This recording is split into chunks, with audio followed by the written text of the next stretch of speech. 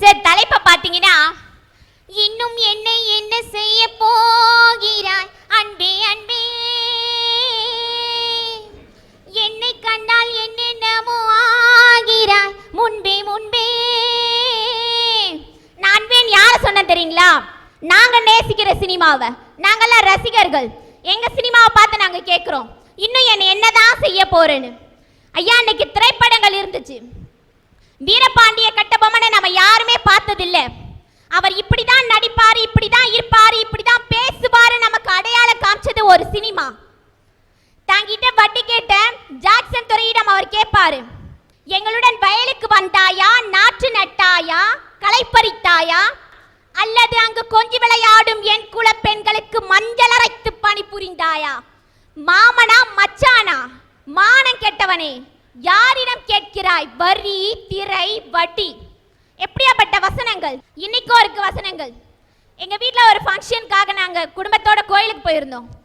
போயிட்டு நான் எல்லாரும் ஒன்னா கார்ல இறங்கி வந்துட்டோம். என் தம்பி மட்டும் தனியா இறங்கி வந்தான்.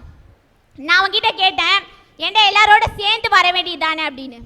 அதுக்கு அவன் சொல்றான், பண்ணிங்க தான் கூட்டமா வரும்,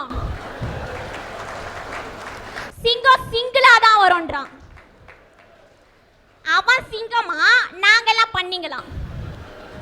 மன்னிக்கணும், அதாவது பண்ணி குரூப்பா வரும், சிங்கம் சிங்கிளா வரும் அப்படின்னு ஒரு கதாநாயகனை உயர்த்தி சொல்றதுக்கு சொல்லப்பட்ட பஞ்ச் டைலாக். இதுல பண்ணி என்று சொல்லக்கூடியது இந்த இடத்துல வில்லன்கள்லாம் அடியாளோட, இந்த தாதாக்கள்லாம் அடுத்தவனை நம்பி பக்கத்துல பன்னிக்குட்டி மாதிரி பல பேரை வச்சுட்டு வருவான். ஆனா ஹீரோ என்ற சிங்கம் என்பவன் அவன் சிங்கிளா தான், துணிச்சலா தான் வருவான். இத அப்படியும் கூட எடுத்துக்கலாம் இல்லையா? சரி, இதாவது பரவாயில்ல, என் தம்பிக்கு டாக்டர் பட்டமே கொடுக்கலாம். எதுக்கு தெரியுங்களா? ஐயோ நம்ம யார சொல்வோம் தெரியுங்களா? யமனோட பொண்டாட்டியை தான் ஐயோன்னு சொல்லுவோம். நம்முடைய பெரியவங்க சொல்வாங்க, அந்த வார்த்தையா சொல்லக்கூடாது, அது அம்மங்கல சொல் அப்படின்னு. அவன் சொல்றான், 2000 2007 வந்த ஐயோ என்று ஆரம்பிக்கும் திரைப்பட பாடல்களின் எண்ணிக்கை மொத்தம் 18 சொல்றான். நம்ம காலையில முன்னெல்லாம் டிவி திறந்தோம்னா சுப்ரபாதம் கேட்கும். இன்னைக்கும் கேட்குது டிவி திறந்த உடனே. என்ன தெரியுங்களா? ஐயோ ஐயோ ஐயோ ஐயோ. ஐயா, நல்ல படங்கள் எத்தனையோ படங்கள் வந்திருக்கு. அதை நாங்க பார்க்கிறோம், ரசிக்கிறோம், சந்தோஷப்படுறோம். அதை நாங்க குத்தம் சொல்லவே இல்லை. ஒரு சில படங்கள் இன்னைக்கு ரசிகர்களை கெடுத்துட்டு இருக்கே, அதை பார்த்து தான் இன்னைக்கு நாங்க ரசிகர்கள் கேட்கிறோம், இன்னும் எங்களை என்னதான் பண்ண போறேன்னு. ஐயா, எத்தனையோ நல்ல படங்கள் வருது. நாங்க அந்த படத்தெல்லாம் பார்க்கிறோம், ரசிக்கிறோம், சந்தோஷப்படுறோம். அதை பத்தி நாங்க இன்னைக்கு குறை சொல்ல வரல. ஐயா, நாங்க ரசிகர்கள் எப்படிப்பட்டவங்க தெரியுங்களா? யானையோட பலத்துக்கு ஈடா எதையுமே நம்ம ஈடா சொல்ல முடியாது. அந்த யானை குட்டியா இருக்கும்போது சங்கிலியால பிணைச்சிருப்பாங்க. அது அப்ப எவ்வளவு முட்டும் மோதும், அதுல இருந்து வெளியில வரணும்னு கஷ்டப்படும். ஆனா அதால வர முடியாது. அதோட மனசுல பதிஞ்சிரும், நம்ம இந்த சங்கிலியில இருந்து வர முடியாது அப்படின்னு. இப்ப பெருசான பிறகு அந்த யானையால அந்த சங்கிலியில இருந்து வர முடியல, அந்த எண்ணத்தால. நாங்களும் இன்னைக்கு யானை மாதிரி தான். சினிமான்ற ஒரு சங்கிலியால இன்னைக்கு நாங்க பிணைக்கப்பட்டிருக்கோம். ஆனா அந்த சில திரைப்படங்கள் எங்களை இன்னைக்கு நல்ல வழியில கொண்டு போதா அப்படின்றது தான் இன்னைக்கு எங்களோட ஆதங்கம். ஐயா, எங்க ஊர்ல ஒரு பொண்ணு இருந்தா. அந்த பொண்ணுக்கு ஒரு நடிகர்னா ரொம்ப பிடிக்கும். அவரை தான் கல்யாணம் பண்ணிக்கணும், அவர் தான் வாழ்க்கைனே அந்த பொண்ணு நினைச்சா. நல்லவேளை அவருக்கு கல்யாணம் ஆயிடுச்சு. அப்பயும் அந்த பொண்ணு விட்டாளா? இல்ல, அவரை தான் கல்யாணம் பண்ணிப்பேன் அப்படின்னு ஒத்த கால நின்னா. வேற ஒருத்தர் அந்த பொண்ணுக்கு திருமணம் பண்ணி வச்சுட்டாங்க. இருந்தாலும் அந்த பொண்ணு அவரோட வாழாம ஒரு மனநல நோயாளியா இன்னைக்கு அந்த பொண்ணு இருக்கா. எதுக்காக இதை நான் சொல்றேன் அப்படின்னா, திரையில வரக்கூடிய நிழலை கூட நிஜம் என்று பார்க்கக்கூடிய ரசிகர்கள் இன்னைக்கு இருக்காங்க.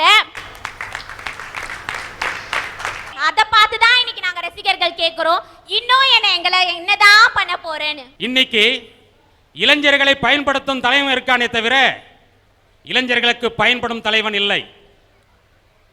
பாரத பிரதமர் நேரு இருக்கும்போது காஷ்மீருக்கு ஒரு பொதுக்கூட்டத்திற்கு போறாரு. பயங்கரமான கூட்டங்க. அவர் அதை பார்த்துட்டு மகிழ்ச்சியில் மக்களோட மக்களாக போய்கிட்டு இருக்கார். உடனே பாதுகாப்பு அதிகாரி ஒன்றும் பண்ணலை, நேராக போய் மேடை ஏறினார், மைக்கு பிடிச்சார். நேரு அவர்களே, நீங்கள் அதற்கு மேல் செல்ல வேண்டாம், உடனே மேடைக்கு வாருங்கள்னார். ஒரு பாரத பிரதமராக இருக்கிற நேரு பிரான் அவருக்கு கட்டுப்பட்டது தான் அந்த பாதுகாப்பு அதிகாரி. ஆனா பாதுகாப்பு அதிகாரி உத்தரவு போட்டோன்னே நேர் வந்துட்டார். ஆனா இன்னைக்கு நிலைமை என்ன? சுப்ரீம் கோர்ட் ஆர்டர் போட்டாவே கேட்க மாட்டேங்கிறான் நம்ம தலைவன். இது ஏன் சொல்றேன்னா, இன்னைக்கு இந்தியாவுடைய ஜனாதிபதிக்கு பதவி பிரமாணம் செய்து வைக்கிறது யாரு? சுப்ரீம் கோர்ட் நீதிபதி தானே, தலைமை நீதிபதி தானே. அந்த தலைமை நீதிபதி சொல்லும்போது நீ ஏன் கேட்க மாட்டேங்கிற? நீ கேட்கலன்னா எப்படி மக்கள் கேட்பான்? சாதாரண விஷயத்துக்கு கூட கேட்க மாட்டான்ல, அங்க மக்கள் பிரச்சனை பண்றல்ல சார். ஒண்ணும் கிடையாது. அன்னைக்கு இருந்த பிரதமர்கள் என்ன சொன்னாங்க? அகிம்சையை கடைபிடிக்கணும், கடமை கண்ணியம் கட்டுப்பாடோடு இருக்கணும் தலைவன் சொன்னாங்க. இன்னைக்கு இருக்க தலைவன் நான் சொல்றான், அடங்க மறு, அத்து மீறி, ஆயுதம் ஏந்து திருப்பி அடி, இதான் சொல்றான். இதை சொன்னதுனால தான் நந்தி கிராமத்தில் நீங்க நடந்துகிட்டு இருக்கு பாத்தீங்கல்ல, தலைமை எடுத்து சுட்டுக்கிட்டு இருக்கான் AK-47 எடுத்துக்கிட்டு. சார் ஒரு பிரதமரோ இல்ல முதல்வரோ பதவி ஏற்கிறாங்க. பதவி ஏற்கும்போது என்ன உறுதிமொழி சொல்லுவாங்க? இந்த நாடை செழுமையாக்குவேன், இந்த நாட்டை வல்லரசு ஆக்குவேன் அப்படின்னு சொல்லுவாங்க. ஒருத்தர் பிரதமராக பதவி ஏற்றுக்கிட்டாரு, நல்ல தலைவர் அவர். பிரதமராக பதவி ஏற்றவன அவர் என்ன தெரியுமா முதல் வார்த்தை? என்னுடைய நீண்ட நாள் ஆசை நிறைவேறியது, இந்தியா ஒரு பயங்கரமான சூழ்நிலையை எதிர்நோக்கி கொண்டிருக்கிறதுன்னா. இந்த ஆள் பிரதமராக இருந்தால் எப்படி இருக்கும் இந்தியா? சார் இது நீங்க சீக்கிரத்துக்கோ கைத்தட்டுறதுக்கோ சொல்லல, நடந்த நிகழ்ச்சி. என்னுடைய நீண்ட நாள் ஆசை நிறைவேறியதுன்னு சொல்லிவிட்டு அடுத்த சப்ஜெக்ட் என்ன தெரியுமா? இந்தியா ஒரு பயங்கரமான சூழ்நிலையை எதிர்நோக்கி கொண்டிருக்குதுங்க. நாடு எங்க போயிட்டு இருப்பாருங்க சார்? எத்தனை கட்சி சார் இந்த நாட்டுக்கு தேவை? எத்தனை கட்சி தேவை? காக்கா தேக்கா மாக்கா இஸ்கா வாக்கா யாக்கா எத்தனை கட்சி? எத்தனை கட்சி? எத்தனை கட்சி இருந்தாலும் மக்களுக்கு அது பயன்படுற கட்சியா இருக்கா? கிடையாது. நான் கேட்கிறேன், 5 வருஷத்துக்கு ஒரு தடவை எலெக்ஷன் இருக்கும் போதே இவ்வளவு நாடகம் ஆடுறானே, 5 வருஷத்துக்கு பின்ன நம்மளுக்கு சீட்டு கிடைக்குமா கிடைக்காதா? அப்படியே கிடைச்சாலும் நம்ம ஜெயிப்போமா ஜெயிக்க மாட்டோமான்னு தெரியாததுக்கு முன்னையே இவ்வளவு ஆட்டாடுறானே. கடைசி வரைக்கும் நீ சாவர வரைக்கும் நீ தாடா MLA, சாகர வரைக்கும் நீ தாடா மந்திரின்னா இவன் என்ன பண்ணுவான்? என்ன பண்ணுவான் இவன்? ஒரு முறை காமராஜர் முதல் மந்திரியா இருக்காரு. முதல் மந்திரியா இருக்கும்போது கமலஹாசனை தெரியும் உங்களுக்கு, நடிகர் கமலஹாசன் அவர்களை. அவங்க அண்ணனுக்கு BSc சீட்டு வேணும். கமலஹாசனுடைய அவங்க அப்பாவும் காமராஜரும் நெருங்கிய நண்பர்கள். காமராஜர் சொன்னா உடனே சீட்டு கொடுத்துடலாம். ஆனா அங்க போய் கேட்கிறாரு. உடனே காமராஜர் சொல்றாரு, கல்வி இலாக்கா அந்த முதல்வர், கல்லூரியுடைய முதல்வரை கூப்பிடுறாரு. ஏப்பா சீட்டு இல்லைன்னு சொல்லிட்டாமே, மார்க் குறைவா அப்படின்னு கேட்கிறாரு. இல்லைங்க நமக்கு அலாட்மெண்ட்டே 12 சீட்டு தான் அப்படின்னு சொல்றாரு. உடனே அவர் என்ன சொல்றாரு, அப்படியா, ஏன் அதை எதுவும் பண்ண முடியாதுன்னா, அதுக்கு தகுந்த இன்ஸ்ட்ருமெண்ட்ஸ் தான் நம்மகிட்ட இருக்கு, 12 பசங்களுக்கு உண்டானது தான் இருக்கு, அதுக்கு மேலே இல்லை அப்படிங்கிறாரு. உடனே காமராஜ் சொல்றாரு, 10 பேர் நம்ம விருந்தாளிங்க வந்துட்டாங்க, 10 பேர் எதிர்பார்த்தோம், 20 பேர் வந்துட்டு உடனே என்ன செய்ய போற? நீ திரும்ப சமையல் செய்ய போற, அது மாதிரி 2 ஷிஃப்டா பண்ணிடு சொன்னார். அந்த 2 ஷிஃப்ட்ல பண்ணி அவரை படிக்க வச்சு இன்னைக்கு நிறைய பேர் அந்த மாதிரி படிச்சு IAS IPS இருக்கான். ஏன்னா கல்வி கண் கொடுத்த காமராஜர் அல்லவா. இன்னைக்கு இருக்கிற தலைவன் என்ன பண்றான்? கல்வியை சந்தையாக்கிட்டான், மாணவனை கந்தையாக்கிட்டான், கந்தலாக்கிட்டான் மாணவனை. மக்களுடைய தேவையை புரிந்து அதற்கு உண்டானதை செய்யக்கூடியதுதான் தலைவன் சார். இன்னைக்கு முக்கால் நாள் தலைவனா 30 காரில் வந்துகிட்டு இருக்கான். தலைவனா எப்படி இருக்கணும் தெரியுமா? தன்னை பத்தி சிந்திக்காம மக்கள் நலனை பத்தி சிந்திக்கிற தலைவனா இருக்கணும். அண்ணன் இந்திரா காந்தி அம்மா பிரதமராக இருக்கும்போது அன்னைக்கு பொற்கோவிலில் ராணுவத்தை அனுப்பிச்சிட்டாங்கன்னு கோவத்தில் இருந்தாங்க சீக்கிய தீவிரவாதிகள். அந்த அம்மாவுக்கு பாதுகாப்பு கருதி அந்த பாதுகாப்பு அதிகாரிகள் அந்த அம்மா கிட்ட போய் சொன்னாங்க. என்னென்ன சொன்னாங்க? இந்த மாதிரிங்க உங்க உயிருக்கு ஆபத்து இருக்கு பஞ்சாப் தீவிரவாதிகளால, அந்த சீக்கியங்களை மட்டும் உங்க பாதுகாப்புல இருந்து நீக்கிடுங்கன்னு சொன்னாங்க. அதுக்கு ஒன்னே ஒன்று சொன்னாங்க, அம்மா நான் என் ஒருத்தி உயிருக்காக ஒரு மதத்தையே நான் தள்ளி வச்சுட்டேன்னா இந்தியா ஒரு மதசார்பற்ற நாடுங்கிறதுக்கு அர்த்தம் இல்லாம போயிடனாரு. இந்தியா ஒரு மதசார்பற்ற நாடு இல்லைன்னு ஆயிடுமே அப்படின்னாரு. அதுக்கு பின்னாடி இந்திரா காந்தியை சீக்கிய தீவிரவாதிகள் சுட்டது வேறு கதை. ஆனா இந்தியாவுடைய இறையாண்மைக்காக தன் உயிரை தியாகம் செஞ்சாங்க. அந்த தலைவர் எங்க? ஐயா வணக்கம். நீங்க இதை சொன்ன எனக்கு ஒரு சிந்தனை தோணுது. நான் இந்த சிந்தனை சொல்றதுக்கு யாரும் என்ன தவறா நினைக்க கூடாது. இந்திரா காந்தி அம்மையார் அவர்கள் ஒரு சீக்கிய இனத்தை மதத்தை ஒதுக்கி வைத்திடக்கூடாது, இந்தியாவின் இறையாண்மையை நினைக்க வேண்டும், மத சார்பற்ற நாடு என்று நினைத்தார். இந்திரா காந்தி அம்மையாரை மதிக்கிறேன், கரெக்ட். ஆனால் அதே இந்திரா காந்தி அம்மையாருடைய பாதுகாவலராக இருந்த ஒரு சீக்கிய இனத்தை சார்ந்த மதத்தை சார்ந்த ஒருவர் அவரை சுட்டுக் கொன்று விட்டார். அதற்காக இந்தியாவிலே அத்தனை சீக்கியர்களையும் இந்திய நாடு ஒதுக்கி வைத்து விடவில்லை. கரெக்டா? உண்மை. உண்மை.